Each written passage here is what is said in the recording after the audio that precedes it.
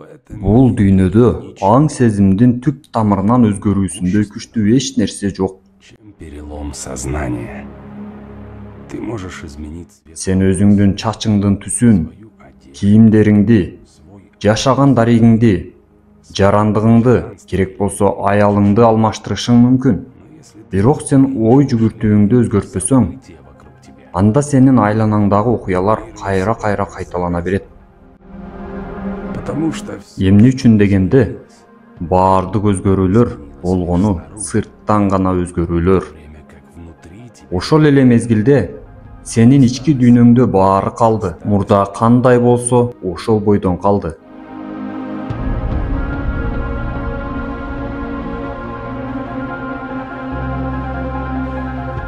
Эгер жашооңдон бир нерсе кааласаң, эгер өзүңдү өзгөрткүң келсе, эгер бир нерсеге ээ болгуң келсе, кандайдыр бир бийиктиктерге жеткиң келсе, жаман адаттарыңдан арылгың келсе, анда тердеп кургаганга туура келет. Бул жеңил эмес. Көпчүлүк адамдар эмнеге таланттуу экенин түшүнбөгөн бойдон өтүп кетишет. Эмнеге таланттуу экенин билгендердин да баары эле аны өркүндөтүү менен алек болушпайт. Развитие.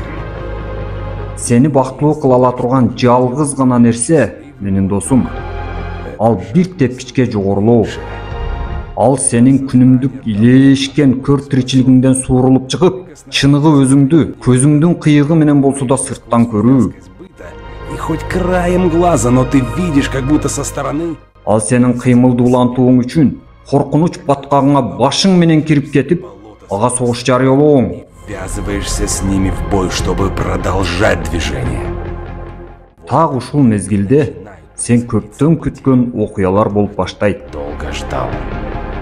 Эгер сен өзүңдүн тигил же бул мүмкүнчүлүктөрүңдү колдонуп калуу үчүн жигитчилигиңди көрсөтө албасаң, эгер бүт айланаңдагыларды башкача экенине ишендиргиң келип, алардын колдоосун күтүп, айланчыкта басып жүрсөң, мунун баары сени сындырат жана жеңилүүң менен бүтөт. Закончится тем, что Жана сен алектенген нерселерде эч кандай мааниси жок экендигин адамдар башыңа салып беришет. и тогда ты... Ошондо сен өз кыялдарыңдан баш тартасың. Сколько у тебя... Сенде канча убакыт калды? Канча? Чындыгында биз билбейбиз, туурабы? Биздин көпчүлүгүбүз бизге жашоо менен кошо берилген мүмкүнчүлүктөрдү эч качан пайдаланбай өтүп кетебиз. Хватит уже... Жашооң күйүп кетип жатат, жетишет. Эгерде бир нерсе кааласаң, сен кечиримсиз, атүгүл ырайымсыз болушуң керек. Идея тапкыч болуп үйрөнүү керек. Өзүңө эч нерсеге карабастан агымда болууга күч табышың керек. Бул жеңүүчүнүн сапаты. Нужно... Өзүңдө чаңкоо сезимиңди таанып билүү, жеңилип үйрөнүү, кайра-кайра артка кетип, бирок баары бир жеңилбөө. Но не сдаваться.